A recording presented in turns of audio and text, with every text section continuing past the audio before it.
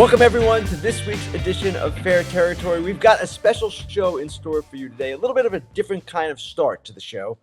We've actually got a theme. Yes, an overriding theme to the playoffs that involve teams and that involves the players that they've selected, that they've chosen over the years, mostly in free agency.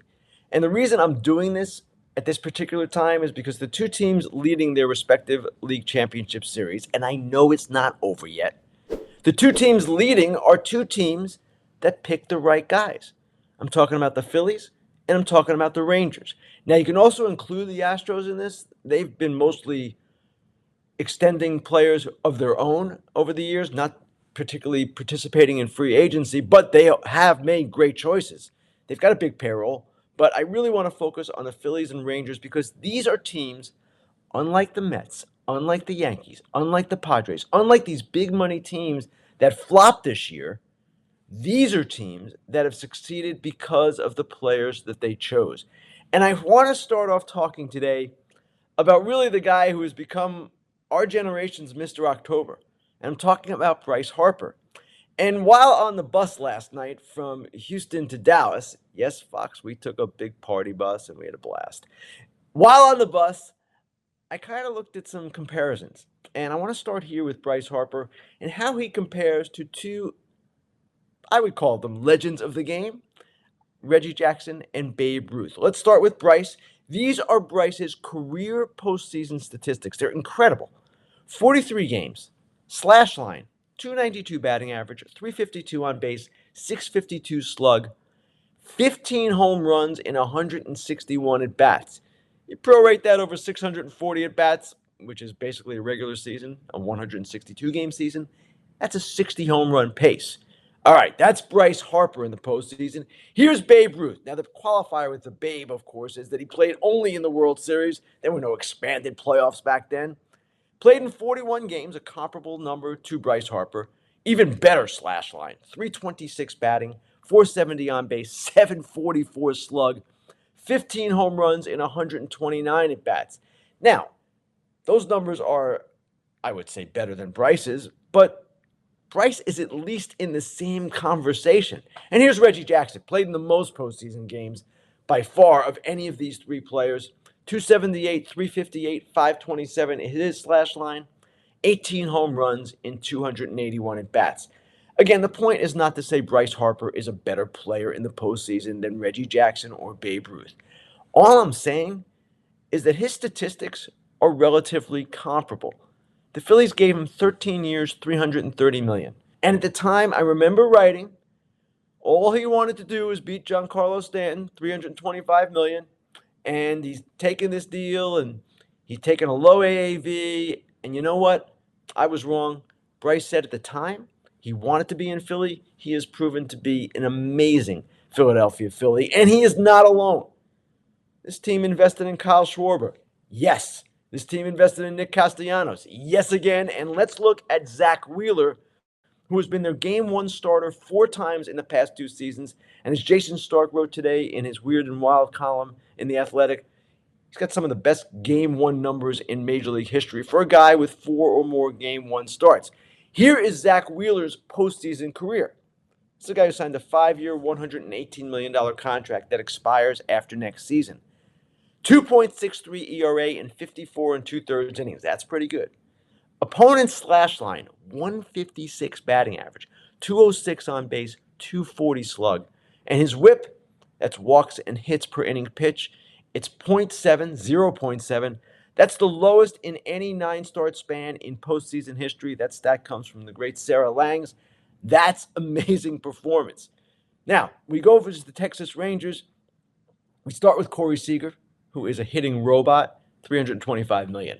Marcus Semien, one of the great durable character players in our game and a pretty good hitter himself and fielder, $175 million. And the guy on the mound yesterday, the guy who escaped a bases-loaded, none-out jam in the 5th inning and put together another brilliant postseason performance, yes, I'm talking about Nathan Ivaldi. Nathan Ivaldi was out with right forearm tightness for a time in August, came back in early September without a rehab assignment. First start, against the Houston Astros at Globe Life, gets rocked. Didn't pitch all that consistently in September, but here we are in October, and here we go again with Mr. Ivaldi. Let's look at his postseason numbers because they too, like Wheeler's, are impressive. Nathan Ivaldi on a 2-year, $34 million free agent deal, 9 starts in the postseason for his career, 2.87 ERA in 62 and 2/3 innings. That's pretty darn good. Opponent slash line, well, it's not as good as Wheeler's, but it's pretty good. 211, 240, 304. This is impressive postseason performance. This is what you want when you pay players big money. Nathan Eovaldi's not in Simeon's category and Seager's category as far as the financials. And yes, I know the Rangers paid Jacob deGrom $185 million, and he had Tommy John surgery almost immediately. No team is perfect in free agency. In fact, it's probably more common to be wrong in free agency than it is to be right, to get not as much value out of those contracts as you really should. That's okay. That's what happens. But these two teams have demonstrated that you can spend big in free agency and you can do rather well. Now, I am covering the ALCS for Fox, and we shift now to Arlington. And what's odd about this series is that the Astros all season long have not been a good home team. They are now 40 and 45 at home, including postseason this year. And on the road, they've been much better. Third best road record in the majors. And at Globe Life, they've been a holy terror. Let's look at their numbers at Globe Life Field. They're incredible this season. They are 6-1 at Globe Life. They're averaging 9 runs per game. Their slash line, 323, 390, 646. That's an OPS of 1.036. The only individual player who had a better OPS than the Astros' entire team at Globe Life this year, and this is for this season, is Shohei Ohtani. What I'm saying is Ohtani's OPS led the majors this season. The Astros as a team at Globe Life had nearly as good an OPS. That's pretty incredible. So we'll see as the series shifts if the Astros can turn this around. It's going to be rather interesting. Max Scherzer in Game 3 for the Texas Rangers, pitching for the first time in more than 5 weeks. The Astros are going to counter with Christian Javier. They've got Urquidy lined up for Game 4. The Rangers probably will go with this glorified bullpen game in Game 4. Depends on who pitches behind Scherzer. They could go Heaney and Dunning the same way they did in Game 1 of the DS. Okay, one other major story that broke on Monday, and this was a major story. This was a shocker, almost as big a shocker as when this person was hired. And I'm talking, of course, about the Marlins parting of ways with their general manager, Kim Ng. Now, you might remember when the Marlins hired Kim Ng. They sure didn't mind the positive publicity they got for hiring the first female general manager in the game's history. They didn't mind all the press. They didn't mind being labeled as this progressive, great organization. They sort of basked in it. Well, when you bask in that, and then you have this separation with this person who accomplished a great deal with your franchise, then you're going to get ripped when this all falls apart. And it all fell apart. I encourage everyone to read Britt Ghiroli's story today in The Athletic about Kim Ng's departure and why it happened. She has all the details. Basically, she wrote that Kim Ng felt that she was stripped of power, underappreciated, and that manifested itself in several ways. For one, they did not give her a contract extension. They simply picked up her option for next year, their end of the mutual option. She declined. Why did she decline? Well, in part because she didn't get an extension, in part because they wanted to bring in a president of baseball operations over her, and in part because she didn't have control of the personnel. She wanted to make some changes in certain departments. She wanted to get rid of some holdovers, people she felt were holding the organization back, and Bruce Sherman, the owner, evidently said no. So here's Kim Ng. What did she do as Marlins general manager? One, she hired the likely manager of the year in the National League, or at least the leading candidate for manager of the year, Skip Schumacher. She made the Arias trade, getting Luis Arias for Pablo Lopez, and you can certainly say, hey, I'd rather have the starting pitcher, but Arias helped change that franchise's offensive identity. The Soler signing was a really good one. She built a bullpen. This one-run game record that they had last season in 2022 that was so horrible, they turned it around into a great one-run record in 2023. And to top it all off, what was the final outcome of all that Kim Heng did? The Marlins making their first playoff appearance, albeit in expanded format, for the first time in a full season. The first time in a full season since they won the 2003 World Series. For all that Kim Heng is out, Bruce Sherman couldn't figure out how to keep her. We will have more on Bruce Sherman when we get to the Dork of the Week. Time now for the Inside Dish. This is the part of the show where I go inside a story I've written, or maybe inside a story going on in the game, or maybe I do a reflection on something that happened on this day in 1989. We are sitting here taping in Arlington on October 17th, 2023, and 34 years ago, I was sitting in the press box at the old Candlestick Park in San Francisco when the place started shaking. 34 years ago, the San Francisco earthquake right before Game 3 of the World Series. Now, I'm from the East Coast. I had not been to the West Coast very much in my life at that point. But the moment the press box started swaying, and it was swaying, I knew exactly what it was. I knew it was an earthquake. It was a hot day in San Francisco. People would later say it was earthquake weather. And when the moment happened, when the earthquake just started and rumbled for quite a few seconds, the crowd cheered. The crowd thought, hey, this is pretty cool. Good omen for the Giants. They're down 2-0 in the series. Ha ha ha ha. Well, no one was laughing when we actually learned what had happened. In that earthquake, a 6.9 earthquake by the Richter scale, 63 people ended up dying, nearly 4,000 were injured. Part of the Bay Bridge collapsed. There was no power in San Francisco, the Bay Area, for days. There was no water. It was a chaotic scene at the stadium initially. I remember we went down to the field to try to talk to players. They were on the field, they were not in the clubhouse, but pretty much everyone scattered quickly. I had a rental car. I believe I was staying in Oakland. Got in the rental car, didn't know where I was going, mind you, and there was a massive traffic jam. There was just no movement. Remember, part of the Bay Bridge had collapsed that was not so far away, and the roads were kind of a mess. Things were just happening. So I walked back to the stadium, kind of not knowing what to do.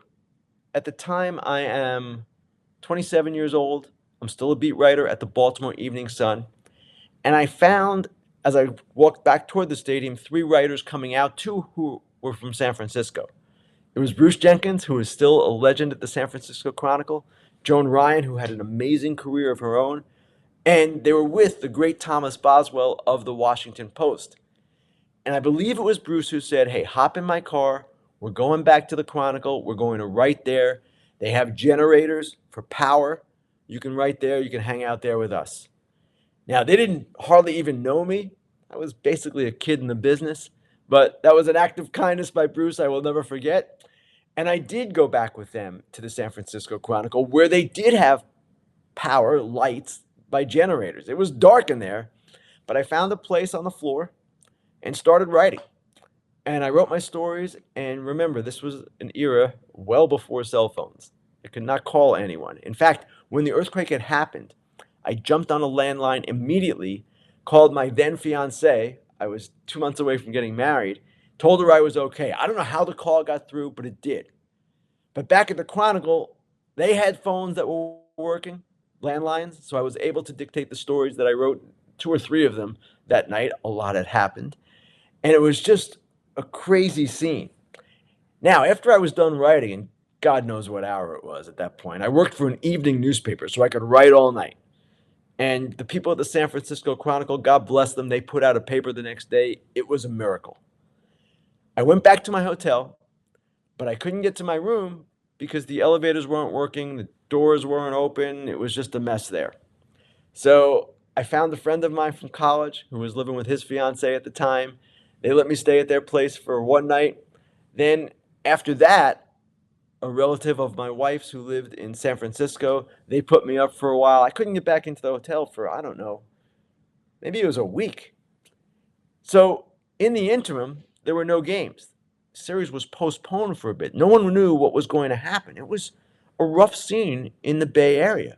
A tragic event had occurred. So I essentially stayed in the area, stayed with my wife's relatives, and started writing news stories about what had happened in the Marina District, about all the different things that were going on as we waited for play to resume. And I remember maybe a few days into this, it might have been a week for all I know, I can't remember exactly. The commissioner of baseball at the time, Fay Vincent, had a candlelit press conference. Yes, lit by candles at the St. Francis Hotel. He basically said at that press conference, we're not going to cancel the series. There was talk of that. We're not going to relocate the series. There was talk of that. This was the Giants versus the A's, the Bay Area series. He said, we'll resume when it is proper to resume. He called the World Series a modest little event in the grand scheme of things, which it certainly was at the time. And as it turned out, the series did not resume for 12 days. We talk about the layoffs. Oh my gosh, the 5-day layoff before the division series, the end of the wild card series, and the effect that might have. The World Series was postponed for 12 days. And it finally resumed. And of course, the A's went on to their sweep. Now, here's the kicker. The series resumed, but I had to go home. And I had to go home because I was the best man in a wedding for one of my friends from college, a wedding that was scheduled around the World Series because everyone knew, well, my friend who was having me in the wedding knew that I would have to go to the World Series. The wedding was scheduled at a date when the World Series was supposed to be over. Well, it got delayed and delayed, the 12 days, as I mentioned, and eventually I could not miss my friend's wedding. So I went home, missed games 3 and 4, but I will never forget that experience. These memories are so vivid to me still. Of course, I've had many great times in the Bay Area since, and many fond memories. But that particular time, the earthquake in 1989, 34 years ago, unforgettable. Time now for Dude and Dork of the Week. During the playoffs, there certainly are many candidates for Dude of the Week. We can go with the birthday boy Monday night, Bryce Harper. We've talked about him. We can go with Kyle Schwarber. We can go with Zack Wheeler. We can go with pretty much any member of the Philadelphia Phillies. Jordan Montgomery, Nathan Ivaldi. I can go right down the list. But my Dude of the Week is a kid that most of us had never heard of as of, say, September 1st. His name is Evan Carter. He is the rookie sensation for the Texas Rangers. He has made quite a statement in the playoffs with his plate discipline, with his offensive performance, with his defense, with his base running. This guy was a second-round pick in 2020. Kid who wasn't seen a lot in high school, and the Rangers were thrilled to get him. And at the time, the pick was kind of ripped. I remember a lot of people saying, experts, who is this guy? He's not worthy of a second-round pick. The Rangers actually thought he was a first-round talent who had fallen because he had not gotten a lot of exposure, had not played in a lot of showcases, not been out there like some other players might be at that stage of their career. So Evan Carter, for his performance, for all that he has done for the Texas Rangers since coming up, remember, he came up because Adolis Garcia was injured in that Houston Massacre series in early September. Well, he's had quite an impact. And if you saw my interview with him on Fox after Game 1, he is a refreshing personality. I asked him about the pressure. He said, pressure? I'm just having fun. Evan Carter, Dude of the Week. Dork of the Week, well, I referenced this in the first segment, but I want to come back to it. And I know we have a lot of ownership representatives in Dork of the Week. And it's because a lot of times ownership representatives deserve Dork of the Week. Now, Bruce Sherman is the owner of the Miami Marlins. And here's what Bruce Sherman has done after each of the team's last 2 playoff appearances. The first was in 2020. That was in the shortened season. And this one, of course, in 2023. 2020, playoffs end. Marlins don't win the World Series. Their president of baseball operations, Michael Hill, bids farewell. He's gone. 2023, Marlins make the playoffs. First time in a full season since 2003 when they won the World Series. I mentioned that earlier. And what happens? Marlins part ways with Kim Ng. What is the common denominator here? And of course, we can throw in Derek Jeter, who did not last with the Marlins under Bruce Sherman either. The common denominator is the owner. The owner who's not keeping competent people, highly qualified people, people who did well for him. They don't want to stay. Bruce Sherman You've got a franchise that is challenged. We know that. It's tough to build an audience in the South Florida market. There are a lot of other things to do in that beautiful weather. And the Marlins have had trouble drawing, trouble doing a lot of things. But my goodness, when you get a competent operator, not just competent, highly skilled, respected, someone who has brought great attention and positive press to your franchise, and she wants to leave, and you run her off, Bruce Sherman, Dork of the Week. All right, everyone, I want you to keep cool during the playoffs by protecting your eyes with a product from our new sponsor, Shady Rays. Shady Rays are an independent sunglasses company that has a world-class product just as good as all the expensive sunglasses out there. They have durable frames, extremely clear optics for any outdoor adventure you might want to embark upon, and what really separates them is the best protection plan in the industry. If you lose or break your pair, even on day one, they will send you a brand new pair with no questions asked. And if you don't love your Shady Rays, and you probably will, you can exchange them for a new pair or return them for free within 30 days. You can always know that Shady Rays has your back. Now, Shady Rays are giving out their best deal of the season. Go to shadyrays.com and use code FOUL for 50% off 2+ pairs of polarized sunglasses. Try for yourself the shades rated 5 stars by over 250,000 people. Time now for Grillin Ken. Let's get to your questions. The first one comes from Adam Moss, who asks, will the Giants finally land the superstar they desperately need? Good question, Adam. A lot of Giants fans are asking the same question, and of course, there is one superstar available in this year's market. His name is Shohei Ohtani. I don't see the Giants as a favorite to get Ohtani. I'm not even sure how they view Ohtani. I'm sure they'll be in the mix, but if you're the Giants, he might not be in your mind the answer. Now, of course, he's the answer for any team. He'll hit next year. He'll be able to pitch, presumably, in 2025 and beyond. But the Giants kind of need a lot of help. And in free agency, they have not been so successful. Even in trades, remember Giancarlo Stanton rejecting a trade to the Giants, they have not been successful.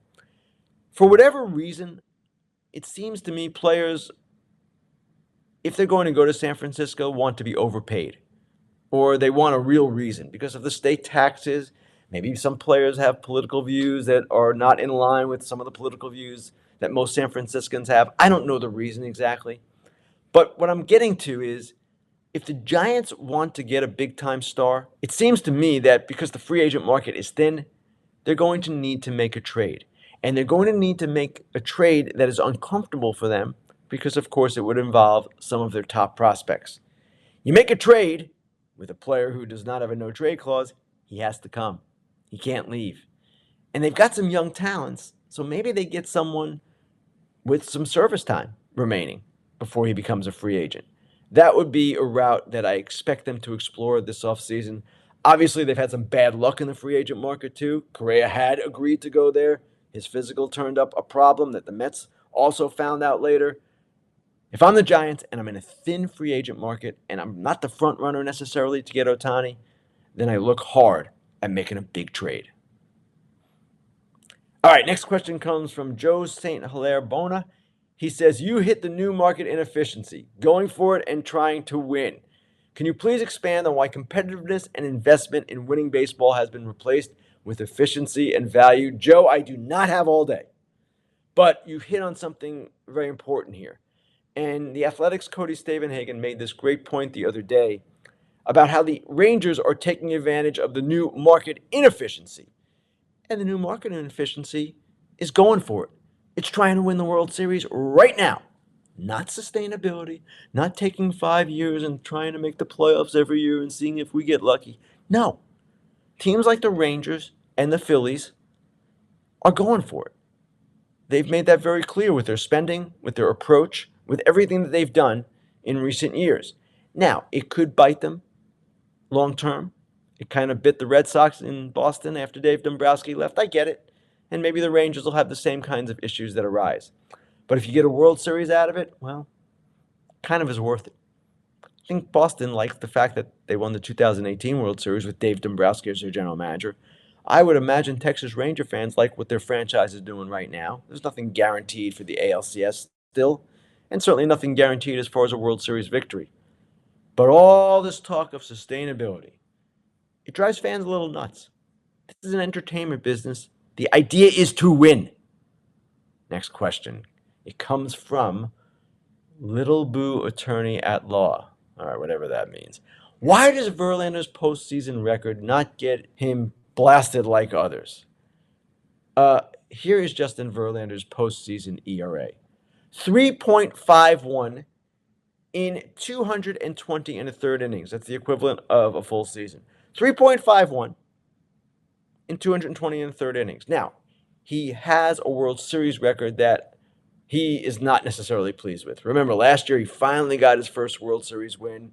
The 3-homer game with Sandoval going back to the early 2010s, that's something on his record. He had not pitched well necessarily in the World Series. His first World Series, if you go back, was when he was a rookie and exhausted at the end of that season. There are circumstances in play. But if I'm Justin Verlander, I'm pretty proud of my postseason record. I'm pretty proud of the way I pitched in Game 1 of the ALCS at age 40. I'm good. So no, he doesn't deserve to get blasted. All right, the last question, and this one is a doozy. The question is, what are the loudest outdoor and indoor stadiums you have been in during the postseason?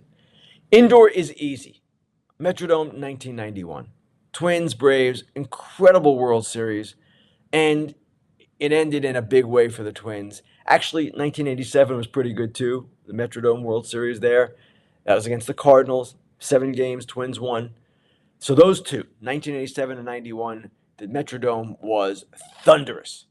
Outdoor, I know this might be recency bias, but it's pretty hard to beat Citizens Bank Park right now. Now, I haven't been there this postseason, but I was certainly there quite a bit last postseason, and it was rather deafening. It was loud, it was vibrant, it was exciting. Energy was off the charts.